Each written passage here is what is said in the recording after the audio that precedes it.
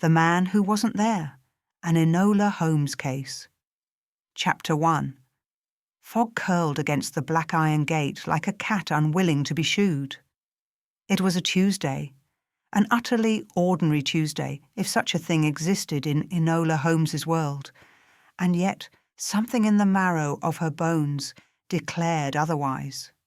Her cab had stopped outside the iron-wrought arch of the infamous East End Gentlemen's Club, an establishment that allowed no women and even fewer questions.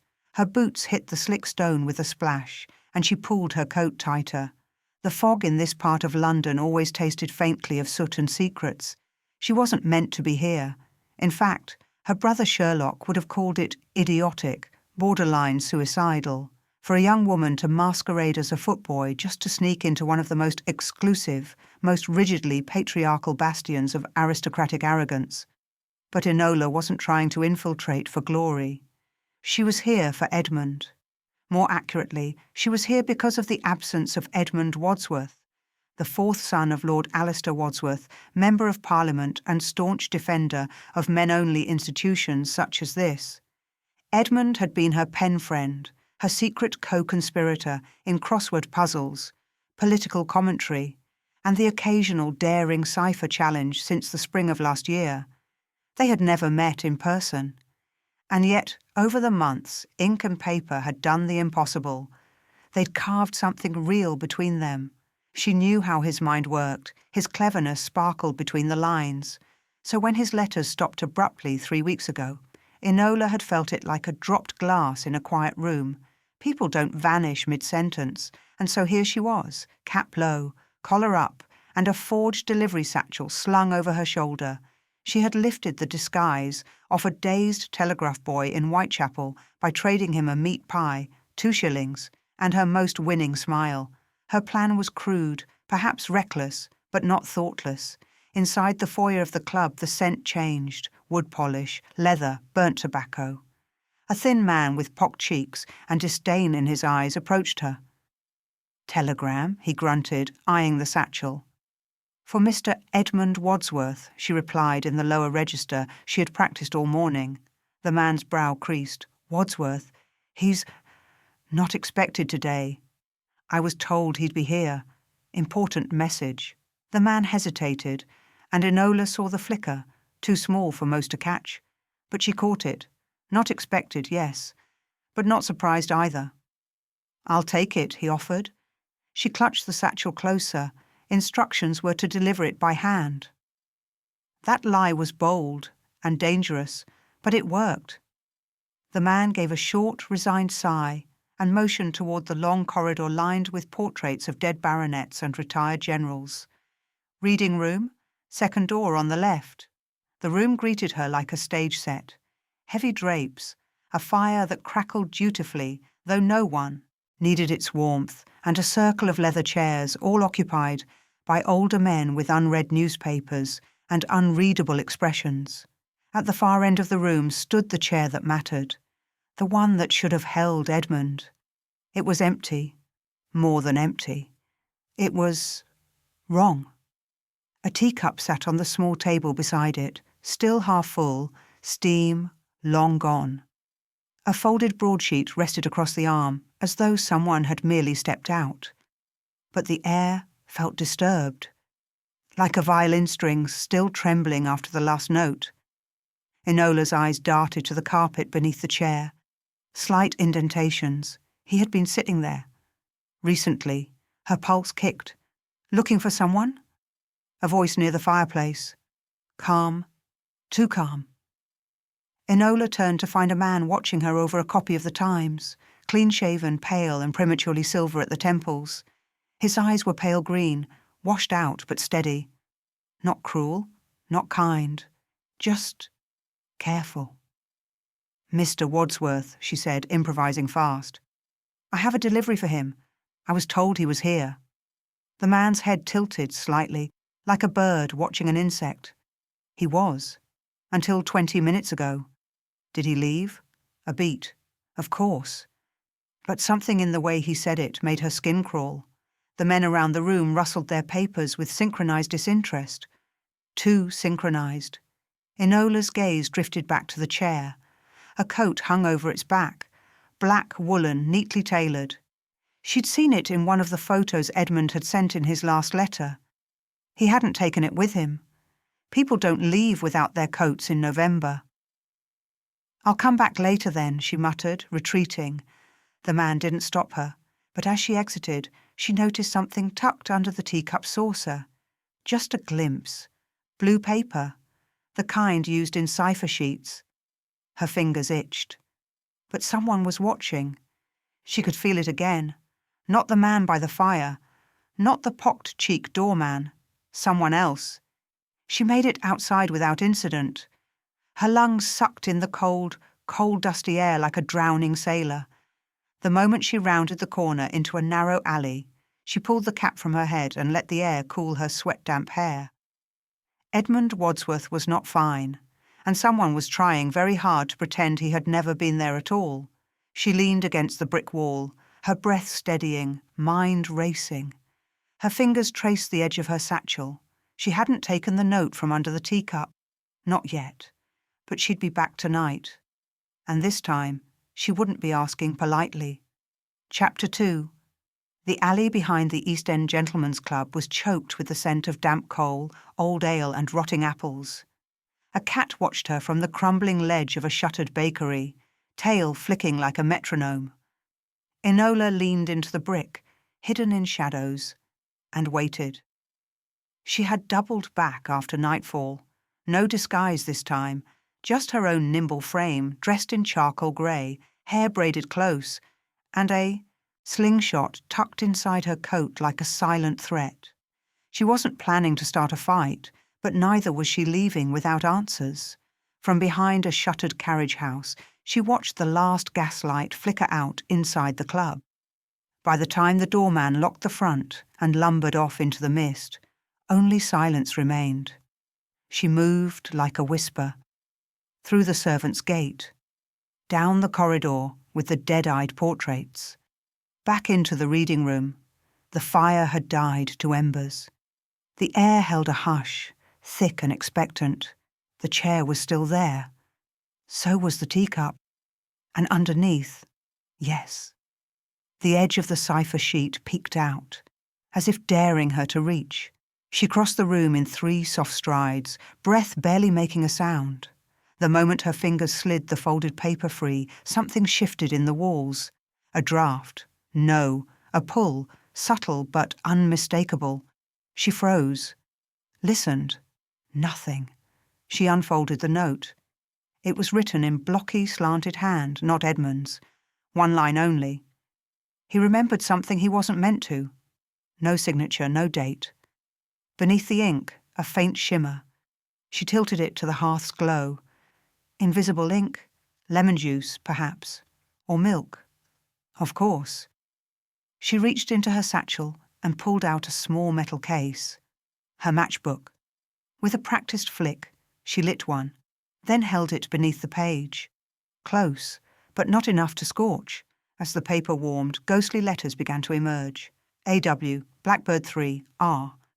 Enola's mind flicked through possibilities. A.W., Alistair Wadsworth? Edmund's father? Blackbird 3, a code? A time? A room? R, initial of a name? Or something more abstract? Before she could read it again, a floorboard groaned, her head snapped up. Footsteps. She doused the match and slid behind the velvet drapes just as the door creaked open. Through the gap in the curtain, she watched a young man enter, tall, early 20s. His shoulders were stiff with unease. His boots moved silently, like someone used to not being noticed. He moved directly to the chair, paused, then knelt beside it and began inspecting the carpet, his hand gliding lightly along the fibres, as if looking for something dropped. Enola stepped out from the curtain and said calmly, "You're late." The man startled violently, nearly toppling over. His face jerked toward her, pale, shadowed, angular. His eyes were a pale grey, tired and young all at once. Who are you?" she countered. He straightened slowly. "I'm James, Edmund's valet, or was." "You were looking for the note," she said. His eyes narrowed. Did you take it? I read it. Then we're both in trouble. That sent a flicker down her spine. Why? Because, James whispered, stepping closer. Whoever left that note has already killed once.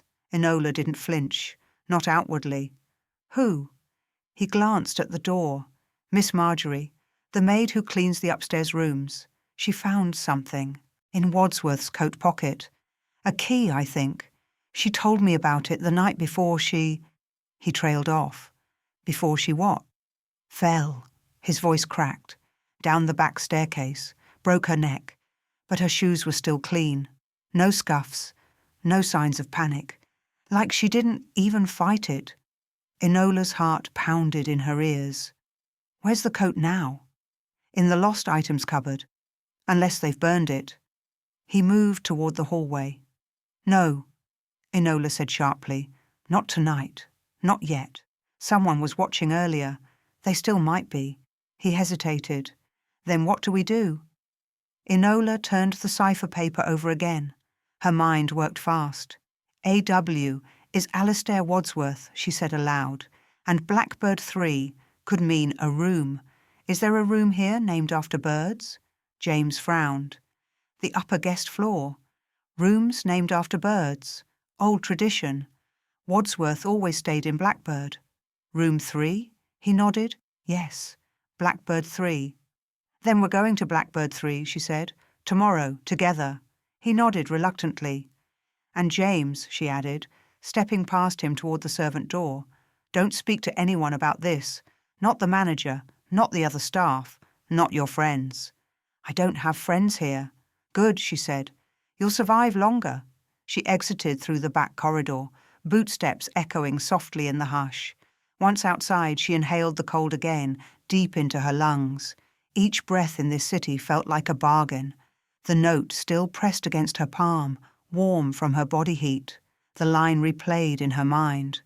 He remembered something he wasn't meant to. So had she. Because beneath the ink, hidden in the folds, was something she hadn't told James. A single red thread caught between the pages. Too coarse for clothing, too clean to be coincidence, and she recognized the material. Government-issue prisoner uniform. Chapter 3. They met just before dawn. James was already waiting in the alley behind the club, scarf high over his face, collar turned up, but those pale grey eyes still twitchy with exhaustion. Enola, arriving precisely on time, studied him for a full beat before speaking. You didn't run, she said, half impressed. You didn't lie, he replied. It wasn't friendship. Not yet. But it was enough. He led her through the side entrance again, this time with a brass key and confident stride that made her realize James had lived in the shadows of this place far longer than she had guessed. A good valet knew the cracks in the walls, the knots in the floorboards, and, most crucially, how to avoid being seen. The Blackbird rooms lay on the top floor, past 2 locked doors and a narrow servant's stair that smelled of varnish and candle smoke. As they climbed, Enola watched his hands. They didn't tremble, but they were too still, like a man trying to hide that he was scared stiff. Room 3 looked unremarkable from the outside. Polished mahogany door. Brass number. A small bird etched delicately above the frame. James slid the key into the lock. Enola halted him with a hand. Wait. Was it locked when you saw it last? I never checked, he admitted. They said Wadsworth had checked out. Then either they're lying, or someone's been back since. Click. The door swung open. They stepped into a room that smelled faintly of pipe smoke and shaving cream. The curtains were drawn, dust hung in the air like old breath, and everything was too neat. Far too neat. A hotel room used is never perfect. But this was staged. Precisely folded sheets, razor aligned on the porcelain basin. No clutter, no accident. Someone cleaned this, Enola muttered. Not housekeeping, James said. Not like that. Enola moved quickly, hands grazing surfaces. She crouched near the desk, fingers trailing under the edge of the drawer. Her nail caught on something. She pried it loose, a tiny metal disc the size of a coin. She held it up to the light. A cufflink? No, half of one. Does Edmund wear these? James squinted. No, too plain. She turned it over. Etched inside, nearly invisible, CR 221. A number, a name, a location. Beside her, James pulled open the wardrobe. Nothing, he said, voice flat. No coat, no shoes, no... Wait. He knelt, reached behind the hanging robes, and pulled something from the floorboard. A black-bound notebook. The edge was charred. Enola took it from him carefully. The front page was torn, the first 5 entries scorched. The rest were scribbles, mostly train times, initials, coded phrases. But one caught her eye. A.W. met C.R. behind the prison chapel. Friday. A.W. Alistair Wadsworth. And C.R. matching the initials in the cufflink. Prison chapel. A meeting. She shut the notebook gently. Why would Edmund's father be meeting someone behind a prison chapel? James paled. Because he sits on the prison board. Which prison? Holmgate. Enola had heard of it. Notorious for housing political prisoners and dissidents that made polite society uncomfortable. No trials, just transfers. She stood, heart thudding with implications. Edmund found out. About the meeting? About more than that. Her eyes scanned the room again. Then she spotted it, subtle but deliberate, a scratch on the mirror frame, a small one, but not random. She approached, running her hand along the frame. Something jutted beneath the wood, a needle-sharp pin. Booby trap. She lifted the frame off the wall entirely. Behind it was a small cavity. Inside, a sealed envelope. She opened it slowly. Inside was a photograph. Black and white. Grainy. A man in a prison uniform. Face bruised. Eyes fierce. On the back, written in Edmund's spiky hand. This is the man my father swore never existed. Enola's blood ran cold. James stared. Who is it? I don't know, she said truthfully. But we're not supposed to. She tucked the photo into her satchel. A noise from below. Bootsteps.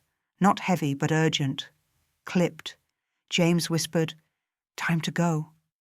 They shut the mirror back into place, relocked the door, slipped out and descended the servant's stair, just as a voice echoed through the main corridor. 3rd floor's clear, it said. Enola froze against the wall. Another voice answered, low, irritable. Keep looking. If she took it, we'll know soon enough. She mouthed, They know. James's hand closed around hers and pulled her through a narrow linen door and down a chute that led, with a bruising drop, to the laundry cellar. They landed hard. The impact knocked her satchel open. The photograph slid out. James caught it before it hit the wet stone. She looked at him, wild-eyed. We need to leave the city, he said. Now. Go somewhere, Scotland, Ireland, anywhere. But Enola shook her head. Not yet, she said. First, we go to Holmgate Prison. His eyes widened. You're insane. No, she said, straightening. I'm curious. A smile ghosted across her face, and I've never been able to let go of a good question. Chapter 4. Holmgate Prison rose from the moor like a wound that refused to heal. The rain had turned to sleet by the time Enola and James arrived, cloaked in oilskin and pretense. They came as cousins visiting a distant uncle, an invented story stitched together hastily on the train from London, along with 2 forged visitors' passes and a pair of bribes disguised as meat pies. The road up to the gates was lined with frostbitten hedgerows and silence, the sort of silence that hummed with the sound of lives forgotten. James kept fiddling with his collar. Enola noticed, but said nothing. He wasn't made for this. Not yet. She was. The guards at the gate barely looked at them. A bored woman in a grey uniform grunted at the forms, then led them through the entry hall, a stone tunnel of rust and mildew, lit by flickering gas lamps and the unmistakable scent of bleach. We're visiting Mr. Cromley, Enola said, adjusting her tone to something between sincerity and authority. The woman blinked. He's not had visitors before. I imagine he hasn't had much of anything before, Enola replied coolly. She hadn't been able to trace the man in the photograph by name because there was no name, no record, not in the public files, not in the census, not even in the prison registry. But when she had shown the photograph discreetly to a former clerk at the ministry, by way of a café flirtation and a gold coin, the woman had muttered one word before vanishing into the fog. Cromley. It was the only lead she had. They were escorted down a corridor of thick steel doors. Each bore a number scratched and worn. Somewhere a prisoner coughed. Elsewhere someone laughed, too long and too loudly. Finally the woman stopped. Cromley's in isolation row. You'll have 10 minutes. Don't pass him anything. The door groaned open. The cell was bare but clean. Cromley sat on the edge of the cot like he'd been waiting since the moment he'd been born. His hair was shaved to stubble, and a deep scar split his brow like a punctuation mark that never healed. His eyes lifted when they entered. Sharp. Alive. Not broken. "You're not family," he said immediately. "No," Enola said. "But I think you knew Edmund Wadsworth." Something flickered across his face. She stepped forward, pulling the photograph from her satchel. "This was taken weeks ago, hidden behind a mirror in a private club. Edmund left it for me." Cromley's hands didn't move, but his voice did. "Then he's dead." The words punched the air out of the room. James shifted behind her, hand clenched. "No," Enola said calmly. "He's missing. They claim he left the club. He didn't. He left behind his coat, his notes. And you?" Cromley exhaled slowly. "Wadsworth was a fool. Because he believed you existed? Because he thought his father didn't know he did?" That made her pause. "You're saying Alistair Wadsworth knew about the meeting behind the chapel?" Cromley laughed, dry and low. "He arranged it." Enola's heart began to pound. "Why?" "To silence me," he said. "But Edmund found me first. Came to the chapel every Friday under false clearance, asked questions, brought books. He thought if he pieced together the truth, he could change something." Enola leaned in. "What truth?" Cromley looked up sharply. "Have you ever heard of Section R?" She hadn't. James hadn't either. He gave a small shake of the head. Cromley smiled, but there was no joy in it. Section R isn't written down. It's not law. It's not policy. It's habit. Prisoners who aren't officially arrested, held without charge. Political threats, rogue scholars, people who publish the wrong pamphlet at the wrong time. Enola went cold. "And you?" "I taught history at St. Augustine's. I made the mistake of printing a paper on the financial connections between Parliament and the arms trade. A week later, I vanished." James stepped forward. "Why Edmund? Why involve him?"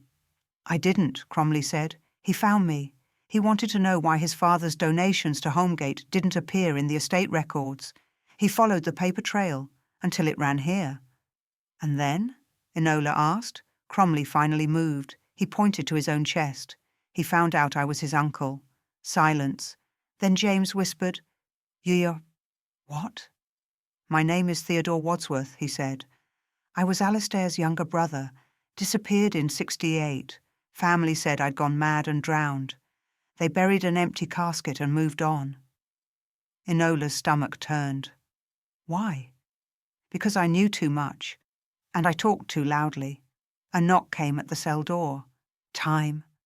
Enola leaned in, low and urgent. "Do you know where Edmund is now?" Cromley, Theodore, nodded once. "Not exactly, but if he's alive, he'll be where the others went. The ones who tried to expose Section R. Where is that?" He smiled, but it was hollow. "They call it the Listening House." The knock came again, sharper. James pulled Enola back. The guard stepped in, frowning. "Time's up." As they were ushered out, Cromley called after her. "Tell Edmund. The page in the Psalms has the lock. He'll know what it means." Back in the entry hall, James stared at her. "Are you all right?" "No," she said, "but I'm alive." She pulled the black notebook from her satchel and flipped through, page after page. Then she saw it, a torn corner tucked behind another entry, barely noticeable. It was from a book of Psalms, numbers circled 14:3, 31:4, 59:11, verses, codes. She didn't know yet, but she would, because one thing was certain now. Edmund hadn't just found a secret. He had inherited it. Chapter 5. By the time they boarded the last mail train out of Holmgate, dusk had bled into night, and the sky above the moors was a deep, bruised purple. Enola sat curled near the window of the third-class carriage, the notebook open across her knees and a pencil in her teeth. She hadn't spoken since they'd left the prison. James sat across from her, his hat in his hands, gaze shifting between her and the dark blur of countryside outside. He looked older now, tired, as if every layer of this mystery peeled something raw from him. "What does it mean?" he asked at last. Enola didn't look up. Psalm 14:3, 31:4, 59:11. Those are the verses Cromley, Theodore, referenced. They're the key. I just haven't figured out how they fit the cipher. James frowned. What cipher? She finally looked up. The notebook. I think Edmund used the verses as coordinates, maybe even a combination lock. He said, the page in the Psalms has the lock. What if it's literal? What if he hid something inside a Bible? Where would he keep a Bible? Enola was already flipping through the notebook again. She paused at a crude sketch, barely a doodle, of a large reading chair, and behind it, a narrow shelf. This, she murmured. This is the club's reading room. James leaned forward. But we've been there. Yes, she said. But we weren't looking at the books. We were looking through them. The train shuddered on the tracks, wheels hissing against steel. Outside, a church steeple passed in silhouette, briefly illuminated by the train's headlamp like a scene from a dream. We have to go back, she said suddenly. To the club. Tonight. James paled. They're watching the club. They were searching the floors. They were searching because they think we already have what they're looking for, Enola said. That gives us one chance. They'll shift their focus. We slip in while they look elsewhere. James hesitated, then nodded, slow and reluctant. You really never stop, do you? Enola's eyes narrowed. If someone wanted you erased, would you? He didn't answer. They arrived near midnight. The back alley behind the East End Gentlemen's Club was darker than before, the fog denser, curling in thick tendrils around their ankles as they crept through the service door James had once used to deliver boots. The silence was heavy, broken only by the creak of settling beams and the distant chime of a street clock. Inside, the reading room loomed like a forgotten theatre. The fire had long since died. The windows were shrouded in heavy curtains, the chairs still positioned in a perfect circle. Enola crept toward the bookshelves lining the east wall. James kept watch by the door, ears tuned like a hunted fox. She scanned the titles, mostly law books, ledgers, dusty journals. Then she spotted it. Third shelf down, tucked between the Times Almanac and Military Engineering for Gentlemen, a slim black Bible. Unlabeled, she reached for it and felt the weight shift unnaturally. Heavier on one side. Enola opened it to the first marked passage, Psalm 14:3. Inside the page was a slit, expertly cut, almost invisible. Inside the slit, a key, brass, old, engraved with a code, R312B. She held her breath. Then Psalm 31:4. Behind the page, a folded map, torn edges, hand-marked.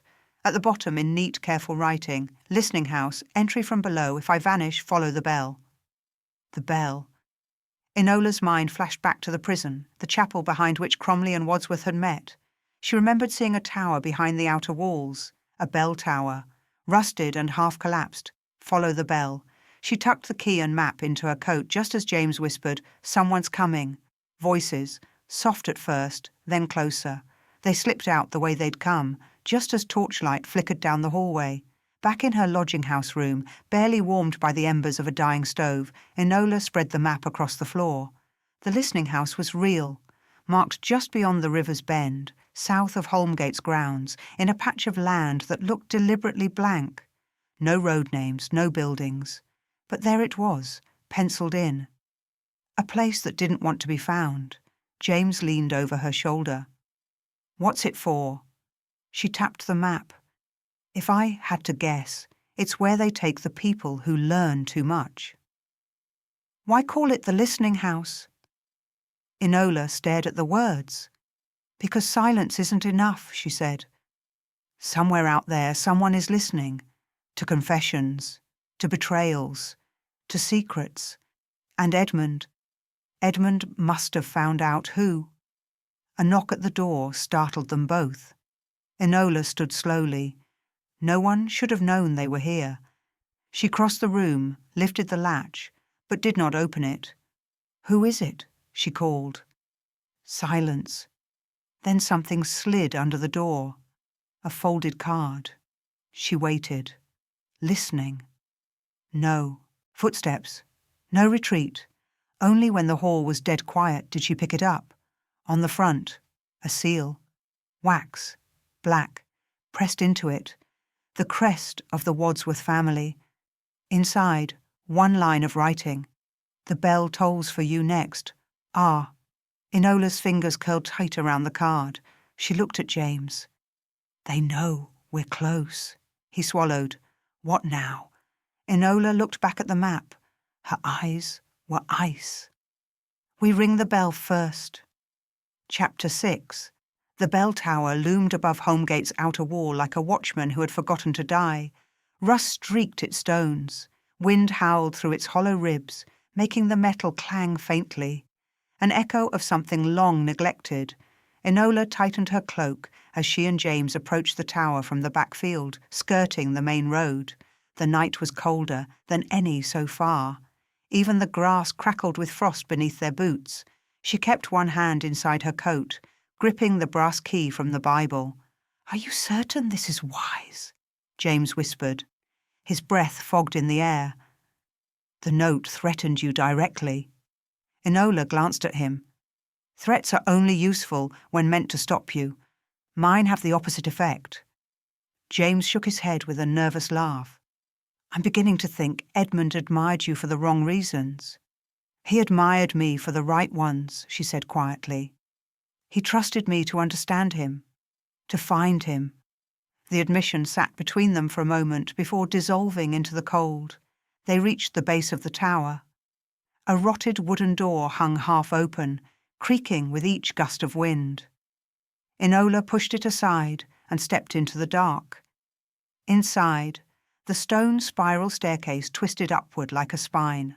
At the bottom, only a small heap of dust, feathers, and old rope remained. James lit a small oil lamp, shielding the flame behind his hand. Shadows crawled along the walls. "Look," Enola murmured. Etched into the wall beside the first step were faint scratch marks. Vertical tallies. Dozens. Maybe hundreds. James swallowed. Someone counted days here. "Or prisoners," Enola said. They climbed carefully. The tower groaned around them, stone shifting, metal clattering in sudden gusts. Halfway up she paused, eyes narrowing. Embedded in the wall was a small iron panel, barely visible beneath dust. A keyhole. Brass-edged. James whispered, "Is that?" Enola was already pulling the key from her coat. "R3 Telkus B. Room 312. Bell tower?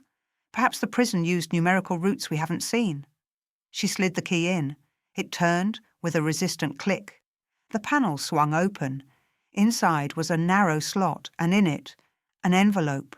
Her heart kicked. She pulled it free. The paper was stiff with age. On the front, written in hurried script, "If I disappear, this will find the right hands. E.W." James sucked in a breath. Edmund wrote that. Enola opened it. Inside was a folded page torn from a ledger, covered in numbers, names, dates, crossed out in red ink, and a message scrawled at the bottom. "Listening house. The door isn't on the ground. It's below it. Remember the well." Enola's eyes sharpened. The well, James blinked. There's a well. In the map, she said. In the blank area near the river bend. There's a faint circle between the trees. And that's where the entrance is? Or where bodies are meant to be hidden, she said softly. Before they could study the note further, a sharp metallic clang reverberated from above, the bell groaning as if pushed. They froze. It's the wind, James whispered. Enola's pulse said otherwise. Footsteps, light ones, above them. She snuffed the lamp instantly. James grabbed her arm. We're trapped. No, she breathed, pulling him backward down the steps. We choose a different way. They retreated into the base chamber. It was small, cramped, their breath loud in the enclosed space. She scanned the stones with frantic calculation. There has to be, Her eyes locked onto a stone in the floor slightly out of alignment with the rest. She knelt, pried her fingers underneath, and lifted. A square of stone shifted. A thin grate beneath it. A tunnel. Narrow, steep, but navigable. James stared. We're going down there? If someone's above us, she whispered. We don't wait for them to come down here. He hesitated, but he followed. Enola dropped into the passage first, boots hitting damp earth. She held up the lamp, relit now, and saw the tunnel stretch ahead like a black throat. James landed beside her. The stone above groaned shut as someone entered the chamber above them. Enola pressed a finger to her lips. Footsteps passed overhead. Voices murmured. Then silence. James exhaled shakily. What kind of place is this? Enola lifted the lamp and began down the tunnel. One built to hide things. They walked for several minutes before the tunnel widened into a stone junction, more polished, more intentional. Someone built this purposefully, Enola murmured. There were markings on the walls, carved letters, faded symbols, and then voices, muffled, close. James gripped her sleeve. We should turn back. After coming this far, she whispered, never. She followed the sound toward a sliver of light. A grate above them cast narrow bars of illumination across the dusty floor. Enola crept beneath it and peered upward. Her blood chilled. Above, in a dimly lit room lined with books and a phonograph, stood Edmund Wadsworth, Edmund's father. Next to him, a tall man with a black coat and a razor-straight posture. The man lifted a ledger. Cromley talked, he said. We can't leave him alive. Alistair's voice was low, dangerous. Do it quietly, and find the girl. Girl. James looked at Enola, fear clear in his pale eyes. Enola forced her breath to steady. Her mind raced, assembling pieces, possibilities, mistakes. But then another voice entered the room, a trembling one, Edmund's voice. We shouldn't be doing this. Enola's chest constricted. He's alive. He stepped into view, thinner, paler, but uninjured, held between two guards, but alive. Alistair turned on him. You should have stayed quiet. I couldn't, Edmund whispered. Not after what you did to Uncle Theodore. His father's hand cracked across Edmund's cheek. The sound echoed like a gunshot. James flinched beside her. Enola's fingers tightened around the map. Now she knew the truth. Edmund hadn't vanished into thin air. He'd been taken, held, used. And the listening house wasn't just a secret location. It was a prison, beneath a prison. James whispered, What do we do?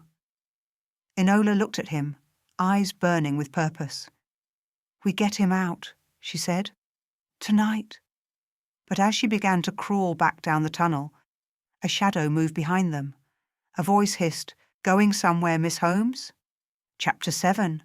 The voice behind them oozed smugness like oil on water. James spun around, his lamp trembling slightly. Enola stood still, spine straight, as the figure emerged from the dark. A man in his 30s, perhaps, though his eyes looked much older. He wore no uniform, no sign of authority, but his presence made the air feel colder. Well then, he said with a wolfish smile, I rather hoped you'd make it this far, Miss Holmes. Enola said nothing. Ah, she said instead, as if testing a theory aloud. The one who signed the black-sealed card. He offered a mock bow. Richard Selworthy, keeper of the listening house and quite fond of riddles, as you've noticed. James stepped between them. She's done nothing wrong. Wrong? Selworthy raised a brow. She's done everything correctly, which is precisely the problem. Enola's mind spun, calculating. He hadn't attacked. Not yet. He didn't want her dead. He wanted her contained. "How long have you worked for Wadsworth?" she asked, buying time. Selworthy's smile faltered just briefly. "That depends. Which Wadsworth?" He stepped forward, slow and deliberate. Theodore, of course, was a nuisance. Idealists always are. But Edmund, he was special. Too clever by half. Too bold. Like you. "And you silenced him," she said flatly. Selworthy sighed. "Oh, no. No, Miss Holmes. We educated him." He reached into his coat, withdrew a folded document, and tossed it onto the ground between them. "This is his confession, neatly written, hand-signed. He understands now. Understands the importance of secrecy, of legacy." Enola crouched, not to pick it up, but to shield her hand as she palmed the tiny slingshot from her boot. She slipped a metal bead into the band and straightened slowly. "So that's what this place is?" she said. "A sanctuary for men who fear truth?" "Not fear," Selworthy said. "Control. Fear is messy. But silence. Silence can be engineered." He stepped closer. Enola's fingers twitched. He was 2 paces away. Too close. She snapped the slingshot up, fired. The bead struck the lamp in his hand, shattering the glass. Flame leapt to his coat, catching on the oil at his hem. Selworthy screamed. Enola grabbed James's wrist and bolted down the tunnel. Behind them, the fire sputtered out. He had doused it in seconds, but it had bought them what they needed. Time. They ran until the tunnel curved sharply and opened into a chamber, round, windowless, lined with doors. A junction. Enola's breath hitched. "Which way?" James pointed. "That one. The air's colder. Outside must be near." They pushed through the door, emerged into a narrow corridor of stone. It sloped upward. Footsteps echoed behind them. Selworthy's men. "There!" James gasped. A ladder, iron, rusted, but intact. They climbed. Enola first, lamp swinging from her belt, teeth clenched against every creak of the rungs. She emerged in what looked like a storage barn, stacked with crates and straw. The river was just beyond the broken wall, but her eyes were on the structure across the field. Stone. Windowless. Low to the ground. Listening house. James joined her, panting. "We made it." "No," she said. "We're only halfway." She crossed the field low, swift, moving like a shadow. James followed. The ground sloped slightly downward as they approached, revealing an overgrown garden and a collapsed fence. She reached the stone structure and crouched. "There," she whispered. "The well." It was smaller than she'd expected, circular, waist-high, and sealed with an iron grate. But the hinges were old. She pulled. It gave with a screech. Inside, a ladder. This one stone. And below, darkness. James leaned over. "You really mean to go in?"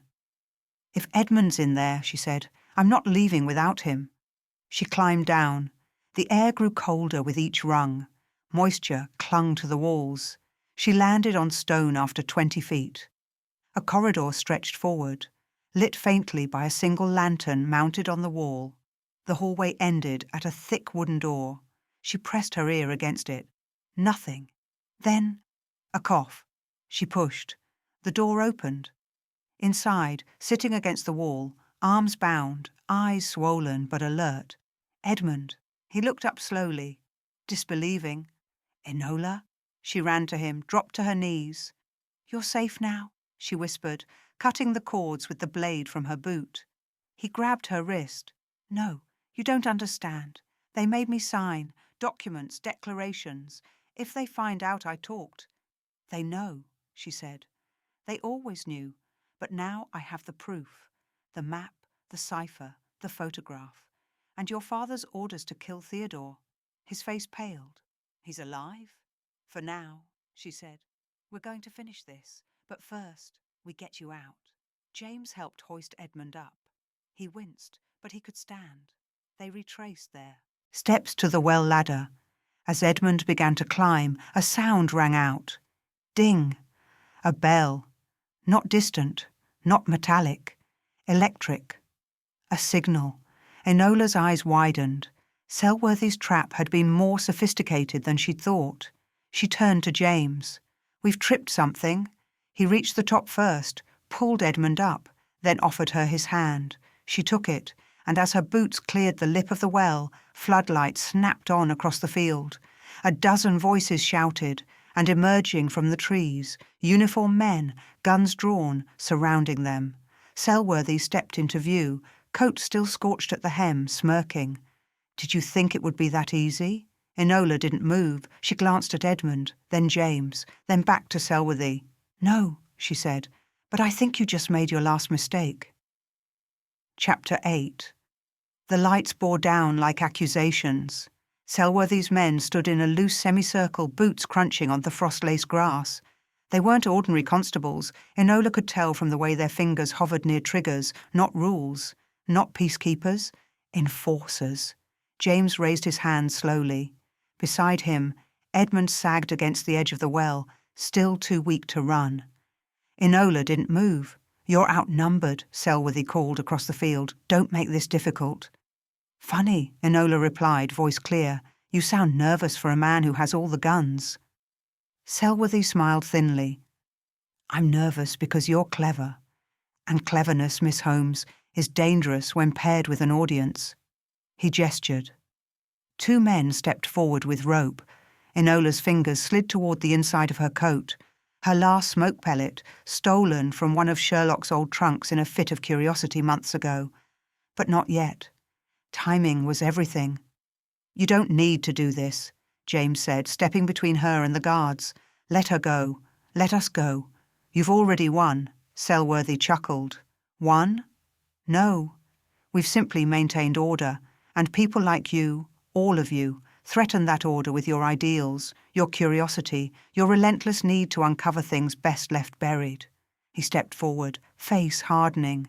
You think you're the first to find the listening house, the first to pull at the seams. We've erased dozens before you, neatly, completely. Enola narrowed her eyes. Then why haven't you erased me? That stopped him, just briefly. You said it yourself, she continued, her voice rising. I'm clever. You want to win. But not just by force. You want a confession, a folding. You want me to agree with you, to admit defeat. That's your weakness. The soldiers twitched. Selworthy's jaw tensed. You know what I think? She pressed on, stepping forward. You're terrified, not of me, not even of Edmund, but of what we've found. Because this time, the story doesn't disappear in silence. She reached into her coat. Selworthy shouted, Hold your fire! But it wasn't a weapon. It was a leather pouch. She tossed it into the snow. The guard picked it up, opened it, and hesitated. Inside, the ciphered ledger page, the photo of Theodore Wadsworth, Edmund's confession unsigned, the coded psalm page. Selworthy's eyes narrowed.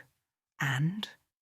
They've already been copied, she said, mailed to 3 newspapers, and to someone even harder to silence than me. James caught on.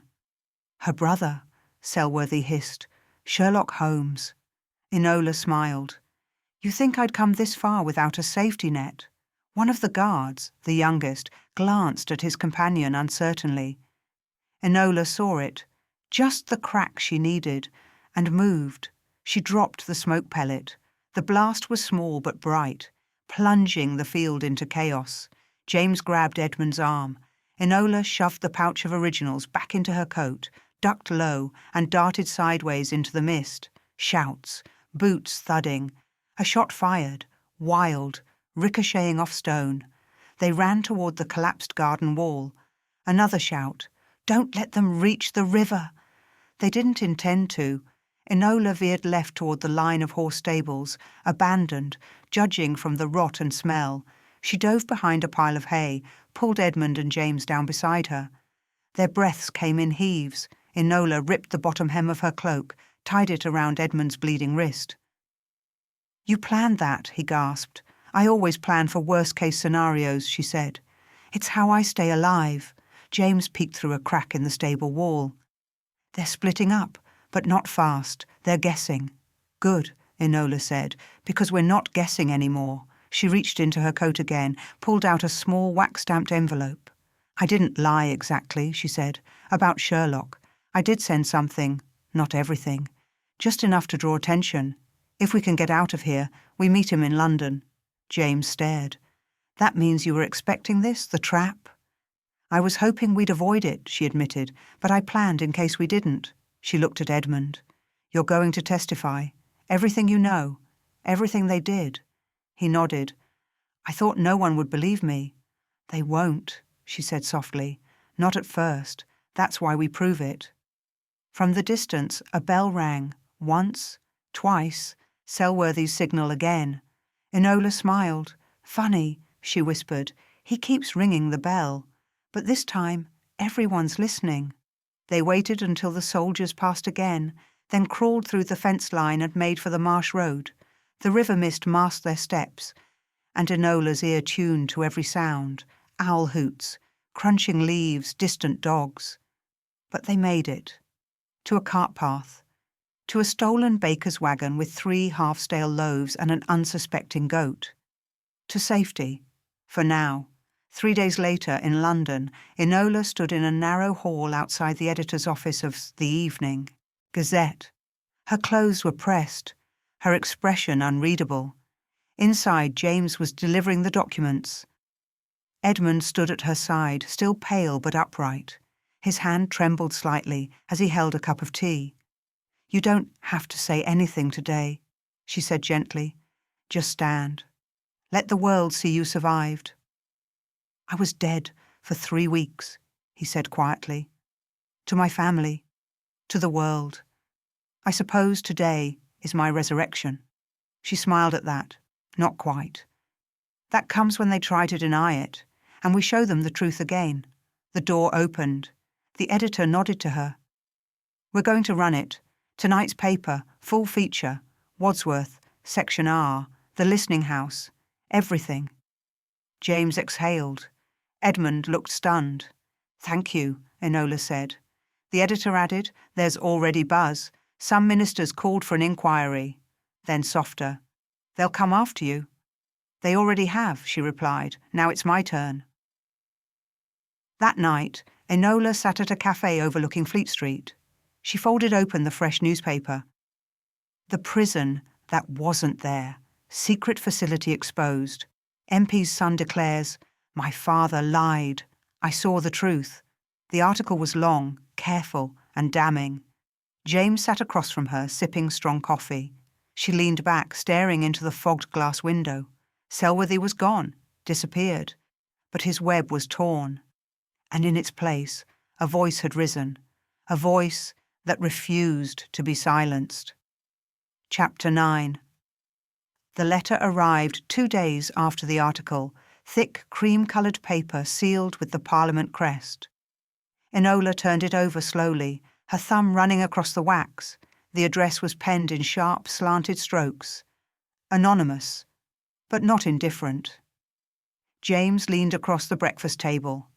"Another threat?" "No," Enola said. "This one doesn't need to threaten. It assumes I already understand the consequences." She broke the seal and unfolded the paper. Inside was a single sentence. "What you've exposed is not the end. It is the opening move. Choose your next one carefully." No signature. No return address. But Enola knew. She had bruised someone powerful, and they were watching. Outside, London throbbed with unrest. Newspapers disappeared from stands before noon. Word of Section R spread like smoke through drawing rooms, factory halls, and university clubs. In Westminster, questions were raised, quietly, then loudly, and finally, publicly. Edmund's testimony was scheduled for the following week. But first, there was one thing Enola needed to do. She stood outside 221B Baker Street, hand hovering just above the polished brass knocker. It had taken her days to decide whether to come. She didn't need validation, but she did need a voice more experienced, more ruthless in some ways, someone who could help finish what had begun. The door opened before she knocked. Sherlock stood there, arms crossed, already frowning. "I thought you'd wait until the chaos died down," he said. "I thought you'd send for me," she replied. They stared at each other, not coldly, just directly. He stepped aside. The sitting room was unchanged. Books in towers, chemical scents in the air, and the faint buzz of violin strings vibrating in the corner like a thought not yet completed. Enola sat, pulled the folder from her satchel, and slid it across the table. "Here's what you don't know yet." He opened it. Inside, copies of the guard rosters from the listening house, a second, uncensored copy of Edmund's confession, and at the bottom, a new photograph. Selworthy, not dead, not missing. Standing outside a solicitor's office in Berlin, dated only 3 days prior, Sherlock lifted an eyebrow. So he slipped the net. "No," Enola said. "He is the net. I believe Selworthy didn't just work for Section R. He helped design it." Sherlock tapped the edge of the photograph. "And Wadsworth Sr.?" "Dead," Enola said softly. "Found in his club office, a note left behind." She pulled it from her coat. Sherlock read it, then glanced at her. "Do you believe he took his own life?" "No," she said. "I believe it was written for him." He leaned back, fingers steepled. "And now you want what?" "A name," Enola replied. "The one funding this from the shadows, the one who let Selworthy escape. I found the rot. I want the root." Sherlock was quiet for a moment, then, "You realize what you're asking?" "Yes." "You're not trained for this level of war, Enola." She looked him dead in the eye. "No, but I am qualified." A pause. Then he smiled, brief, almost invisible. "You always were." The next morning, Enola stood outside the Royal Archives. It was a fortress of stone and silence, built to hoard the country's secrets behind miles of red tape and polished shoes. But she didn't walk through the front doors. She walked around the back, through the alley, into the entrance, marked only Records Disposal. Inside, a sleepy clerk barely glanced up before waving her through. Her name on the false pass was Miss Nora Ellis, scholar, political science, special permission. She made her way through the stone corridors, clutching a folded copy of her research request, Wadsworth's voting history, committee affiliations, and the list she wasn't supposed to find. Shadow donors from the Office of Quiet Security, a defunct department buried beneath layers of reorganization. At the back of the archive vault, a single cabinet bore the sign, "Classified, by ministerial order." She picked the lock in under 12 seconds. Inside she found it. A single folder. Title, Project Silent Bell. Subtitle, Authorized by Sir Raleigh Finch, Minister of Home Affairs. Her breath caught. Sir Raleigh, a respected man, untouchable, knighted, beloved by the press. She flipped through the contents. Proposals for off-the-record detainments, funding, requests routed through phantom agencies, personal correspondence with Selworthy, and a final line in one typed letter. If Wadsworth's boy can't be reformed, he must vanish like his uncle. Enola closed the folder. This wasn't just a scandal. It was an empire of silence. And it had a crown. Back at Baker Street, she dropped the folder on Sherlock's table. He read it in silence, his jaw clenched. Then he looked up. "What will you do with this?" "What we started," she said. "We finish it." That night, In a closed session of Parliament, the name Raleigh Finch echoed like thunder behind velvet curtains. The next morning, it was on every front page. Minister named in secret detention scheme. Silent bell, scandal deepens. Wadsworth's son, vindicated as new evidence emerges. Public inquiry was no longer optional.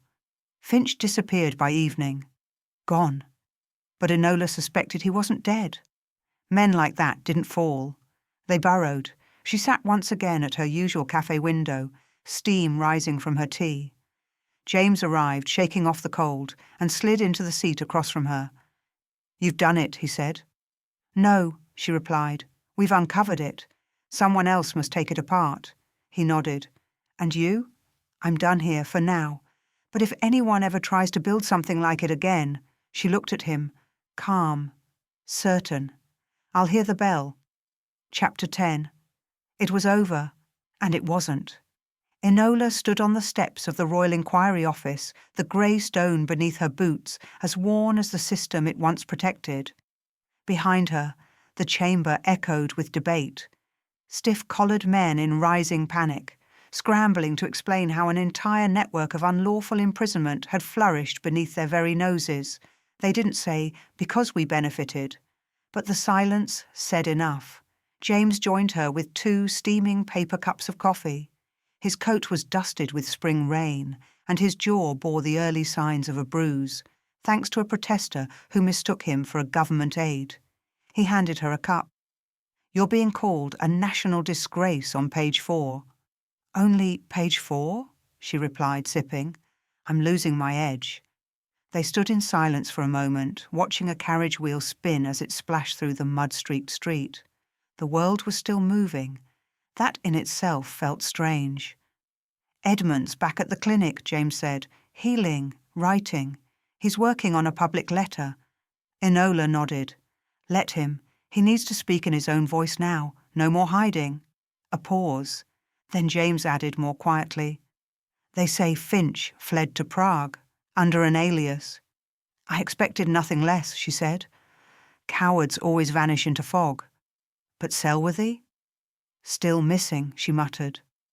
The thought knotted inside her. It wasn't just unfinished business. It was dangerous business. Selworthy was a man who didn't just serve the machine, he shaped it, and men like him never retire. They reposition. She pulled her gloves tighter and turned to James. "Come with me. There's one thing left." They walked the riverside path in silence, boots echoing on the wet flagstones.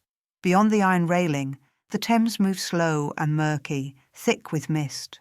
Above them, blackbirds chirped in a crooked tree, oblivious to the noise of the city. Their path ended at a quiet graveyard behind St. Bartholomew's. The stone was modest, clean, new. Theodore Wadsworth brother, historian, truth-teller. Let the record speak. James stared at the engraving. "Was this your idea?" "No," Enola said. "It was Edmund's. He said it was the least he could do for the man who gave up his name for the truth." She crouched, brushed away a few damp leaves. "Justice is never whole," she said softly. "But this is a beginning." They stood for a while in the soft hush of spring, then turned to leave. But just as they passed the edge of the graveyard gate, James paused. A child, no older than 10, was watching them from across the cobbled lane. The boy's coat was too large, his shoes caked in mud. But it wasn't his clothing that caught Enola's eye, it was the object in his hands. A folded paper, sealed in wax. He crossed to her, handed it over silently, and disappeared without a word. Enola turned the envelope over. Black wax. The crest. A bell. Her blood ran cold. James read the look on her face. "No." She opened it. Inside, on the thick cream paper, in crisp script, "I was never the only listener. I was merely the loudest. You cut the roots of one tree. But the forest listens. And it waits. No signature, no address, just a location scrawled at the bottom. Wharf 13, midnight, come alone." James exhaled. "It's a trap." "Yes," she said, "but it's also an invitation." Midnight. Wharf 13. The docks were still, the smell of salt and coal thick in the air. Enola walked slowly, the paper in her coat pocket like a pulse. She wore her brother's coat, too large, but intimidating in the shadows. Her boots creaked faintly on the rotting planks, crates stacked like forgotten secrets flanked both sides. Then, footsteps. From the far end of the wharf, a figure emerged. Not Selworthy, someone leaner, younger, female. The woman wore a cloak with a high collar and a bowler hat pulled low. Her voice when she spoke was calm, almost warm. "I expected you wouldn't listen." "I always listen," Enola replied, "especially when someone tries to scare me." The woman tilted her head.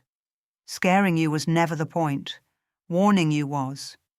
Enola's hand moved slowly to the inside of her coat. "Who are you?" "Someone who survived the same system you just broke," the woman said. "And who knows what comes after a house of secrets collapses?" Enola frowned. More silence. "No," the woman said. "Noise? Noise from the wrong people. Opportunists, pretenders. Those who'll take your truth and twist it." She stepped forward slowly. "The real fight, Miss Holmes, doesn't end when the world hears the truth. It begins when the world decides what to do with it." Enola didn't blink.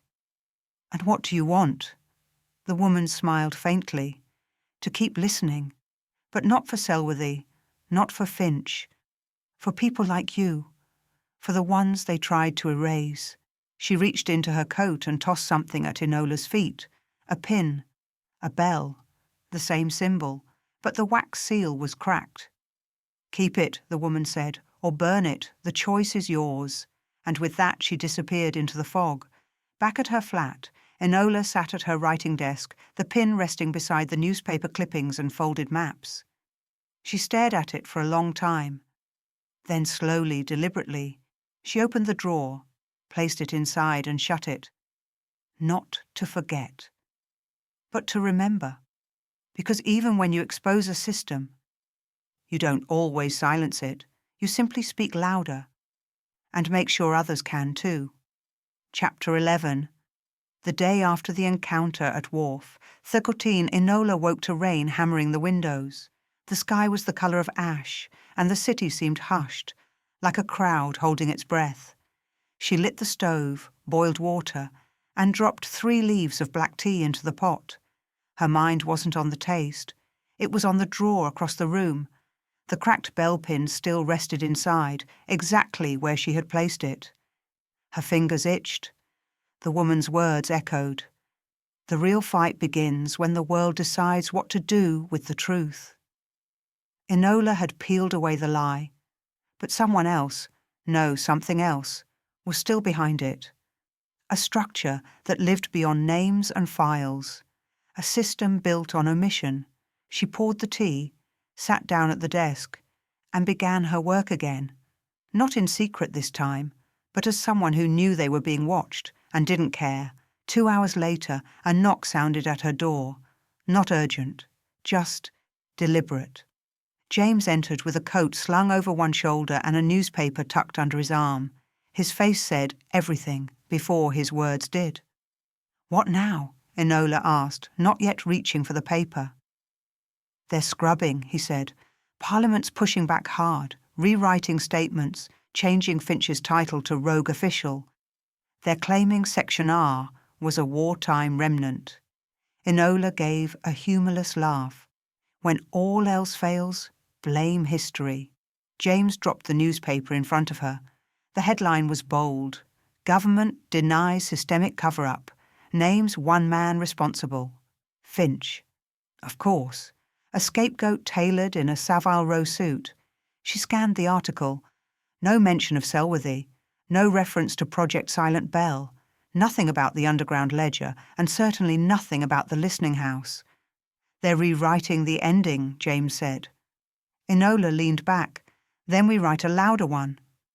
She opened her drawer, took out the cracked bell pin, and placed it squarely on the table. "Did you know?"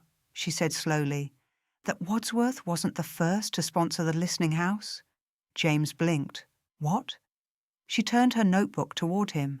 Pages scrawled with connections, names, meeting locations, voting records, all linked by one repeating cipher. Years ago, before Wadsworth, before Finch, another man began laying the groundwork. Someone clever enough to keep his name out of every official document. Someone no one dares name. James's voice dropped. You have a name? Enola tapped the notebook. The bell wasn't his creation, but he funded its first sound. They found the final piece of evidence in an unlikely place. The Theatre Royal's archive.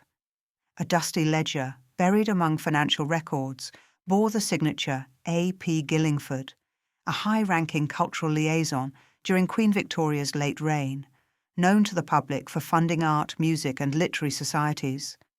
But one donation stood out. A generous endowment to a private security project listed simply as Our Programme, Psychological Detainment Initiative, dated 31 years ago. That made Gillingford the silent architect, not of the buildings, but of the philosophy, a belief that truth could be managed like a budget line, that some minds were too loud to be trusted. Enola carried the evidence to the press herself. She did not wear a disguise. She walked into the Evening Gazette with the confidence of someone no longer hiding.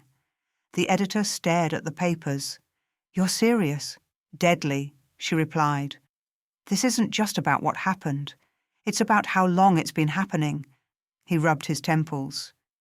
This is a direct accusation against a royal advisor. Former, she corrected, and buried. But his influence wasn't. She placed the bell pin on his desk. Run it, she said, or bury it and be part of it. The next day's issue struck the city like a lightning bolt. Roots of silence. Secret program began in monarchy's shadow. Gillingford, named as original architect of mind control project, public outcry turned into organised protest. University students marched with bells pinned to their coats. Journalists, previously silent, began publishing testimonials from ghost detainees, men and women who had disappeared for months, then returned altered, weakened, quiet. It wasn't just about Edmund anymore. It never had been. That evening, Sherlock appeared unannounced. He stood in her doorway, gloved hands behind his back. You've rattled more than a few cages, he said. You always said that was a useful skill, Enola replied, not looking up from her tea. He stepped into the room. Gillingford's widow has requested a closed hearing. She intends to deny everything. Of course she does. But she will bring documents. That made her pause. Which side is she on? Sherlock smiled faintly. The one that wins. She met his gaze. Then we make sure it's ours. Later that night, Enola sat alone in her study. A small stack of letters waited to be sent. One to the families of those who had disappeared. One to a newly formed commission on prisoner rights, and one to the boy who had delivered the black wax letter. She didn't know where it would go, but she needed it sent. It read, I heard the bell. Now hear this. We are not going back to silence. Not while I'm listening. She sealed it with red wax instead of black, because she wasn't hiding anymore. Chapter 12. The rain had stopped. It was a strange thing to notice, really. After weeks of storms, press coverage, public hearings, whispered threats, Enola stepped into the cool dawn outside the inquiry hall and realised, for the first time in what felt like months, the sky above London was clear. No mist. No fog. She exhaled slowly. Sherlock stood beside her on the steps, coat buttoned, gloves crisp. He hadn't spoken during the final session, but he'd been present. And his presence, like hers, had said more than any argument could. The evidence had been laid bare. The original documents from Gillingford's estate. Testimonies from surviving victims of Section R, Edmund's quiet, steady account of the listening house.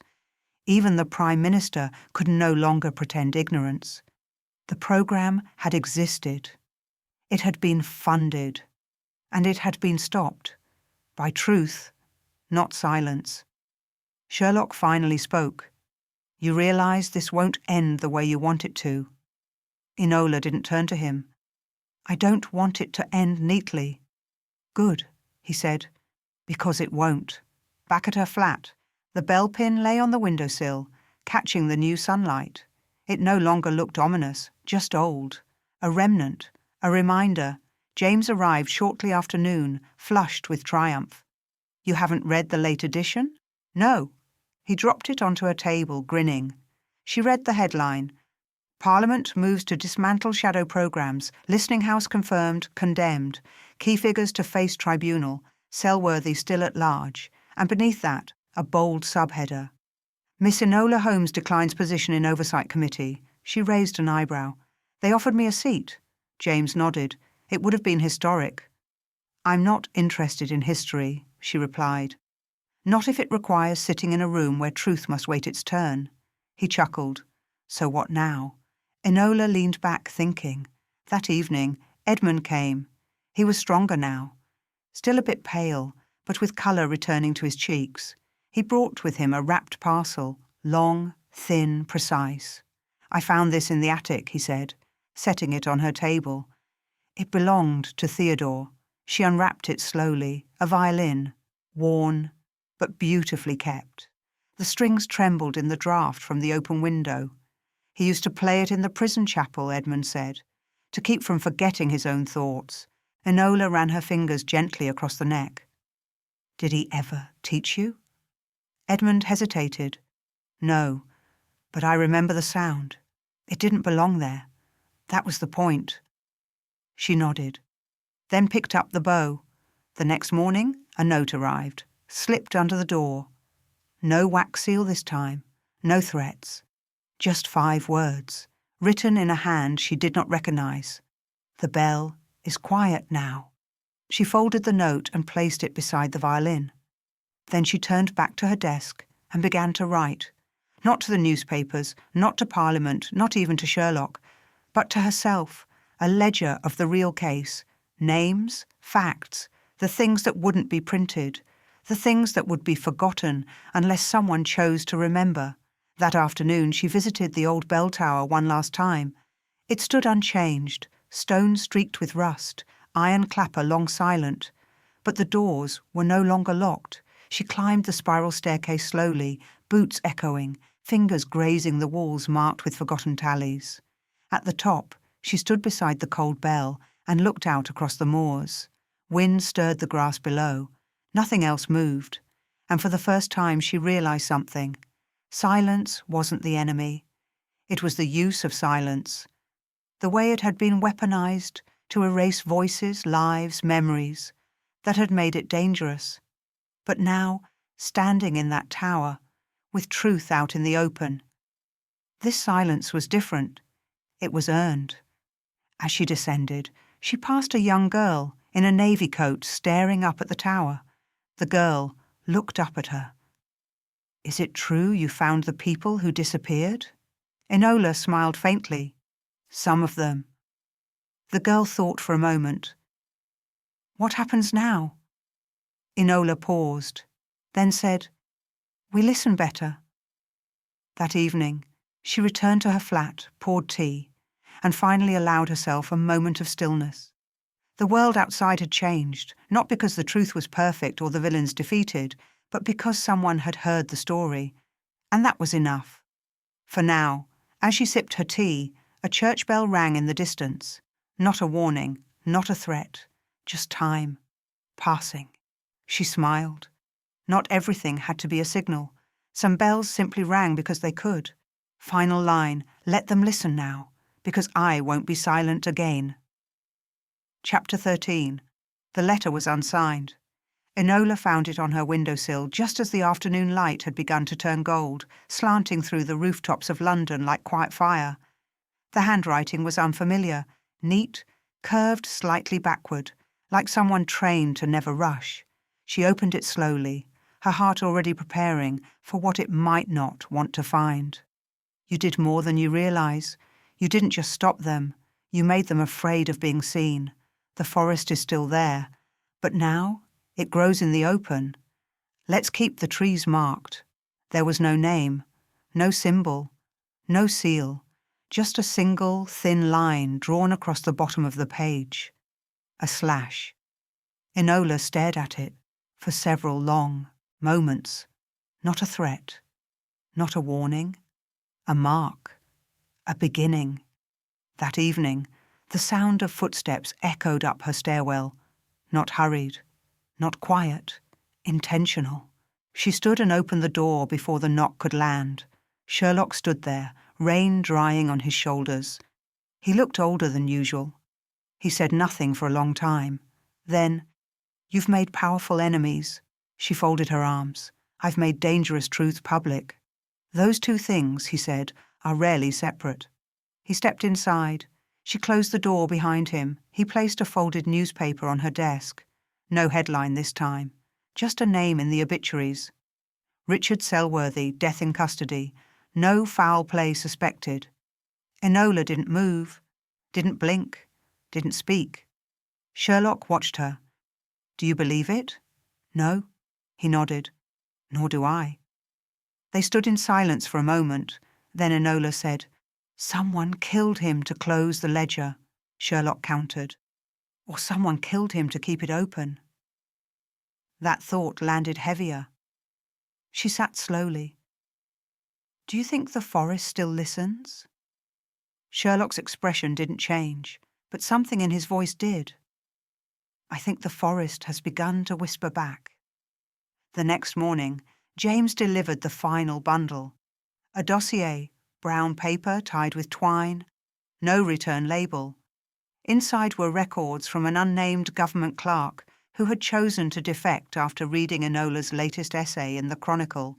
The dossier contained minutes of meetings, drafts of legislation that never reached the floor, and transcripts from surveillance rooms marked decommissioned. All of it real, all of it damning, and all of it connected. To the same structure. Different name, same shape, same goals. A new initiative, buried in a committee for public psychological stability, created just 6 months earlier.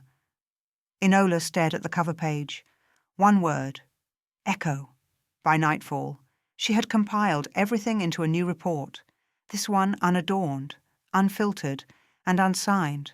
She sent copies to 3 newspapers, 2 universities, and Sherlock. But this time, she didn't attach her name. Not because she feared retribution, but because the story was bigger now. It didn't need her to carry it. It needed others to keep it moving. On a foggy Thursday morning, Enola walked the banks of the Thames. Not toward a meeting, not chasing a clue, just walking, listening. London was noisy, as always. The press hawkers shouting headlines, the chimneys groaning, the trains slicing through the city's spine. But beneath that, something else. A new rhythm. She passed a young woman wearing a bell pin, this one remade in silver. The girl didn't recognize her, didn't stop, just walked confidently past, eyes forward, mouth tight in a look of knowing purpose. Enola smiled faintly. That was enough. She returned home and found James at her table, sorting letters. "Another invitation to speak at Oxford," he said. "Shall I burn it with the rest?" "Leave it," she said, amused.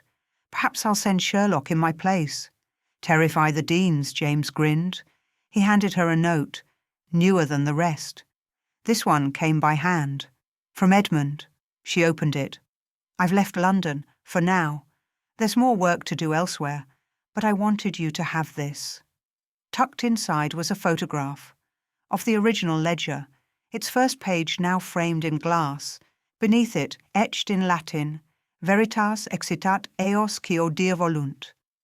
Truth awakens those who choose to listen. That night, Enola wrote in her own hand for the first time in weeks. Not a report, not a case file, just a letter.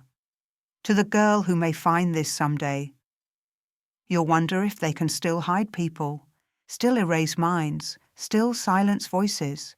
The answer is yes, but they'll have to try harder now, because someone once heard a bell that wasn't meant to ring and chose to follow its sound rather than cover their ears. Be that someone, if the bell rings again. Listen, then speak, and never stop. She folded the letter, placed it in an envelope, left it tucked inside the violin case beside the bough Theodore once held. As midnight neared, the streets outside stilled, but in one corner of the city, above an open window and behind quiet curtains, a single bell pin caught the moonlight, glinting, not forgotten, not silent, just waiting for its next sound.